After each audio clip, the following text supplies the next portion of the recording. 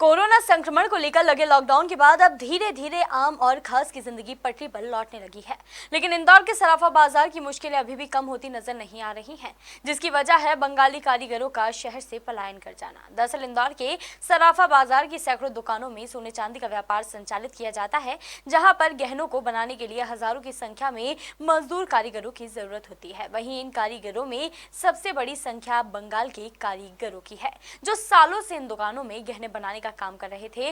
लेकिन कोरोना संक्रमण काल में हुए पलायन के बीच इंदौर के सराफा बाजार से करीब 80% बंगाली कारीगर अपने अपने गृह जिलों की ओर पलायन कर चुके हैं, जिसके कारण सराफा बाजार का व्यापार अपने सुचारू रूप से वर्तमान में चल नहीं पा रहा है। वहीं आगे भी इन बंगाली कारीगरों के बिना सराफा के काम को बड़े रूप से प्रभावित होना तय है। तो समझ लो टोटल 100% ही फर्क पड़ गया है। अभी कुछ भी काम नहीं है, क्योंकि बाजार ही बंद है पूरा टोटल, और कम से कम 80% यहाँ से बंगाली चले गए सब पूरे। अब वो जब बाज़ार खुलेगा, लॉकडाउन खुलेगा, जब आएंगे वो। आप लोगों को दिक्कतें कितनी आ रही हैं यहाँ पर? जो व्यापार बंद है, आप लोगों का काम भी बंद है। अभी तो समझ लो कि खर्चे निकालना मुश्किल हो रहा है, घर खर्चे ही निकाल इधर उधर से कर रहे हैं।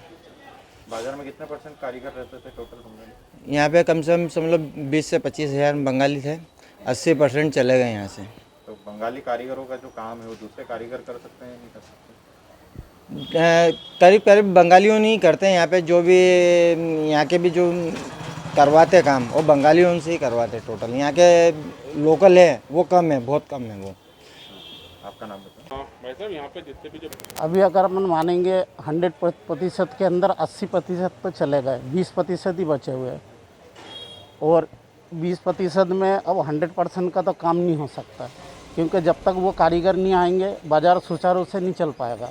क्योंकि कारीगर बिना कोई काम नहीं हो सकता, क्योंकि उनको भी बहुत आवश्यकता है। और वो जो परिस्थिति थी उस समय, उस परिस्थिति के कारण वो लोग जो है यहाँ से गए हुए हैं। उम्मीद तो है संचालित, अगर काम नहीं करेंगे तो खाएंगे क्या? काम तो करना पड़ेंगे। अब ये है कि जो अभी लॉकडाउन का जो समय दे रहा है, कि जैसे कलकत्ता गया तो इनको 15 दिन के लिए क्वारंटाइन में रख दिए थे, अब वो इंदौर में भी आएंगे तो उनको 15 दिन के लिए रोक देंगे। तो वो ये चाह रहा है कि पहले पूरे क्लियर हो जाए, ट्रेन बस जो भी चलना है उसकी सुविधा मिले, सुविधा अनुसार वो आएंगे इंदौर। नहीं, अनुमति तो दे, अगर शासन अनुमति भी दे दे खोलने के लिए, जब कारीगर ही नहीं है तो काम कहाँ से होगा? कारीगर की तो बहुत आवश्यकता, कारीगर नहीं है तो एक आदमी, अब गिनी चुनी जो व्यक्ति बचे हुए तो वो कितने काम कर लेंगे? काम कर ही नहीं सकते वो। खबर मध्य प्रदेश के लिए इंदौर से निखिलेश सोलंकी की रिपोर्ट।